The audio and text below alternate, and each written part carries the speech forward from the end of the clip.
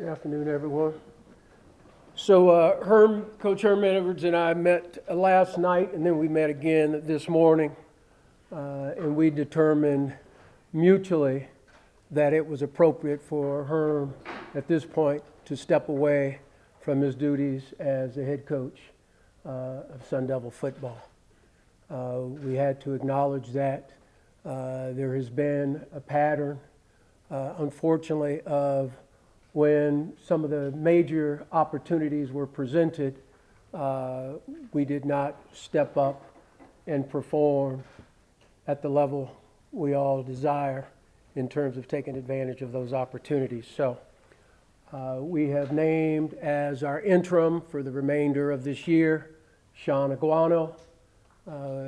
Sean is very, in our opinion, deserving of this opportunity. His fellow coaches fully supportive of him, so we don't anticipate any additional staff changes. Communicated with President Crow on this plan, and he was fully supportive of me implementing this change at this time.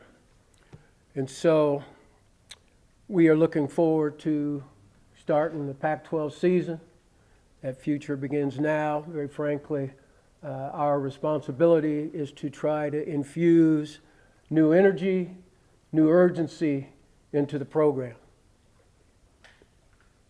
Toughest day of my professional career, no question about it, to have to separate from Herm Edwards, but we've known each other a long time and we've always been very honest. We did not get it done here at the level that any of us aspired to. And when it's time for change, you make the change. And so we feel like for this current team, for our future, for our staff, for our university, this is the appropriate change at the appropriate time. And so we're going to look to get energetic, more urgency. Fresh leadership is frankly the first step in this process. I'll take any questions. Michelle Gardner, Arizona Public. Obviously, you touched on your long association with Coach Edwards Ray. At what point did you really start thinking that this might be a possibility? Was it obviously maybe before last night or the start of the season, the off season?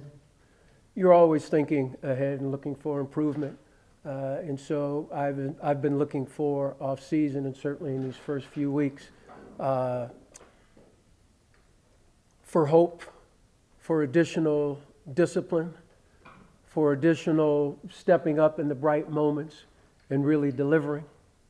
And some of that was not occurring, very frankly, reverting back to some of the penalties and just not making big plays at big moments.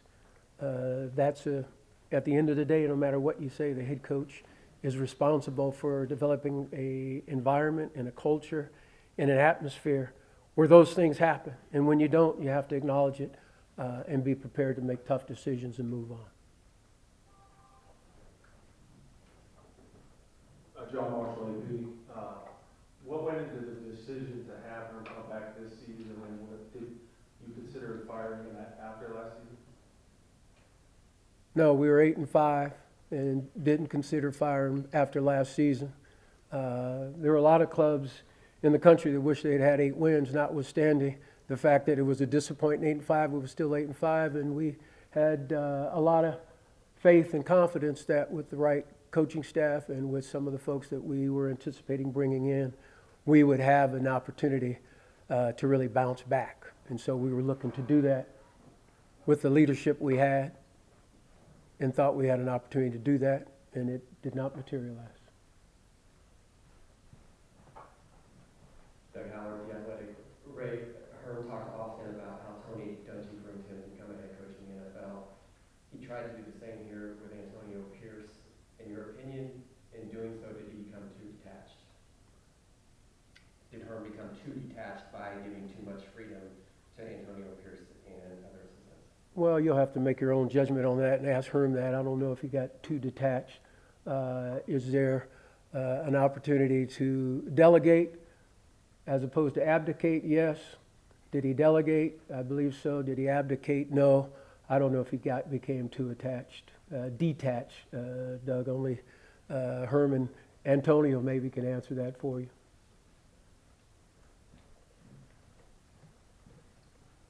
Chris Carpenter, Source Ray. The timeline for replacement, whether or not the search firm will be involved, what are the most important criteria, and will you be making the ultimate decision on the replacement? Those are going to be things to be determined because we just did that today. I will certainly be involved. Don't know what the format, the structure will undertake. Right now, we're focused on right now. And so that search will be a national search. I anticipate it will be exhaustive because I know there's going to be great interest in the position. And very frankly, Sean Aguano will have a chance to be considered depending on how the rest of the season goes. But we will be looking to have a fit with someone, very frankly, who is probably going to be a little more in tune with the evolving change and landscape in college athletics. I can tell you it's changing, as you know, rapidly.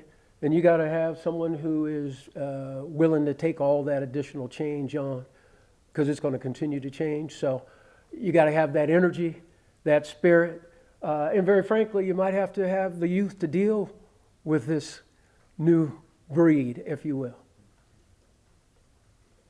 Ray, Jordan Ham, Sports 360. What was it about Sean Aguano that made him the choice for the interim coach? Well, he's done a heck of a job, as you know, with our running backs. He's a long-time, very respected high school coach here.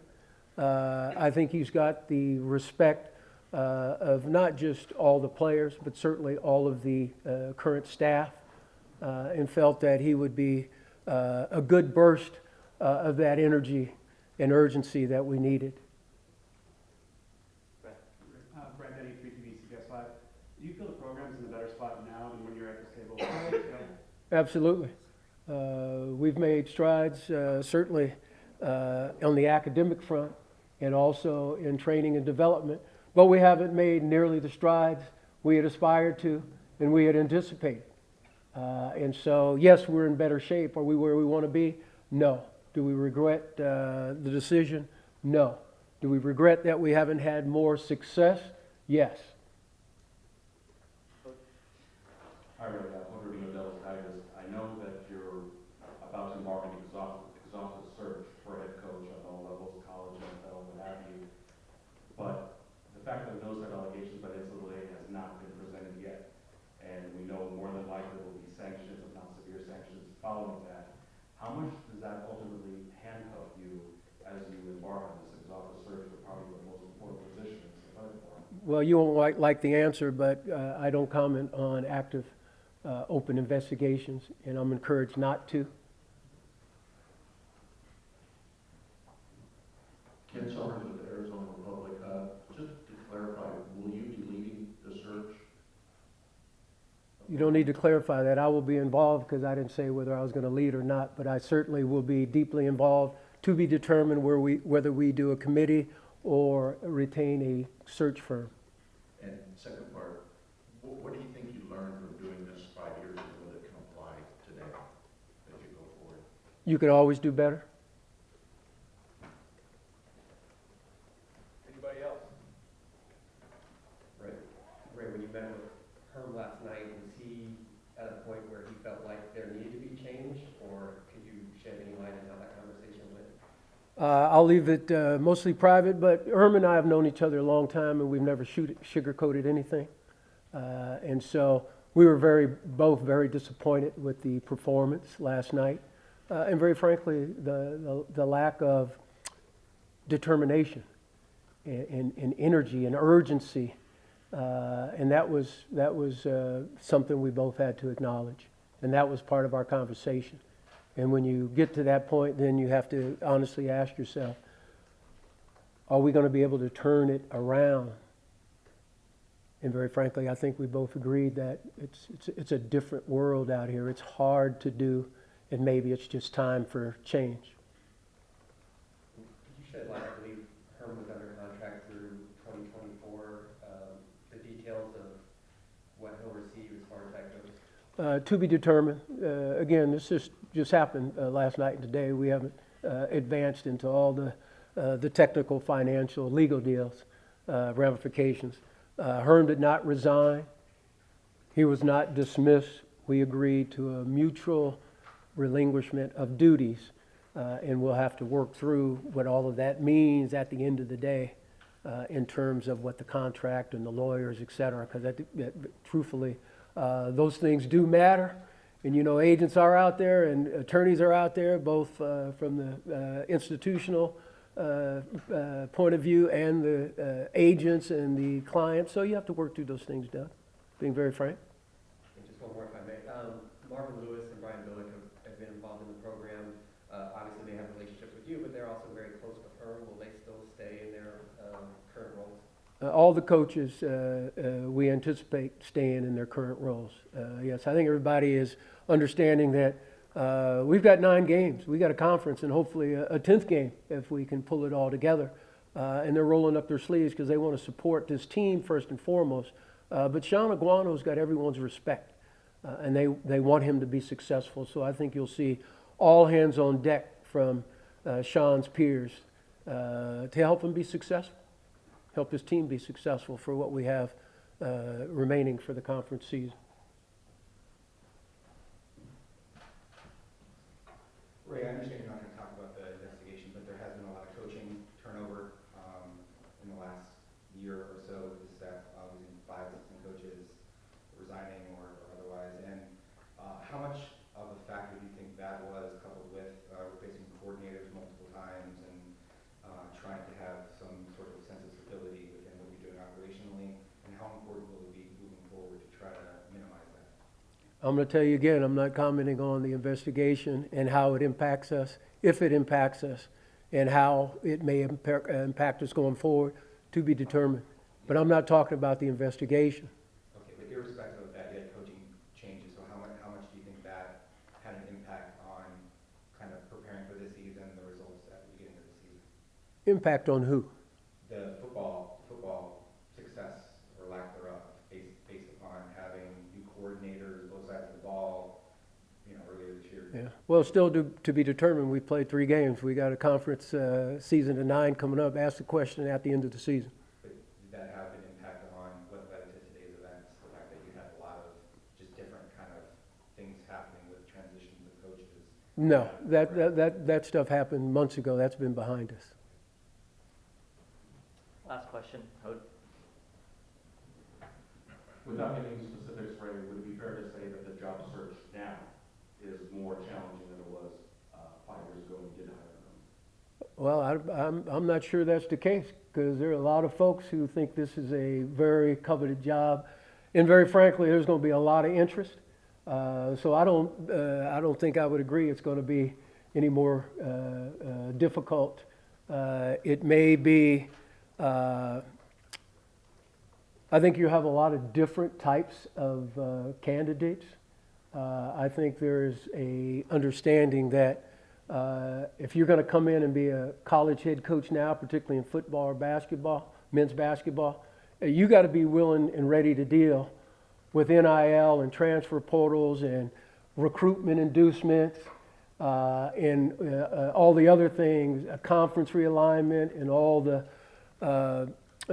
threats and the concerns that are expressed there when you're talking about recruiting, et cetera. So I think there's going to be, I don't know what the word is, if it's going to be a more intellectual, a more business type head coaching candidate coming in, a more innovator. I don't know, but I think there's going to be a different set of characteristics that are going to come through some of these coaches.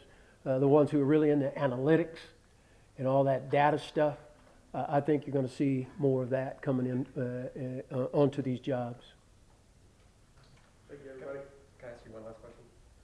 When you made this hire, a lot of people in the media termed it as an experiment. You never did. You were very confident that the guy that you were bringing in would elevate the program. You mentioned it was the hardest day of your career. How surprised are you to be here less than 5 years later with this message? Well, you always hope that new ideas and innovations work when you think you needed to make a real change at the time. And I thought a new way of approaching and training and developing and recruiting was needed here. So no, I don't regret at all because I believed it was the right thing to do then. But I also believe that when you come to a point where you realize that you're not always right and perhaps it's not working at the level you want and you don't have the patience to wait because the world is changing really fast out there, then you make changes. And I think that's what we've done.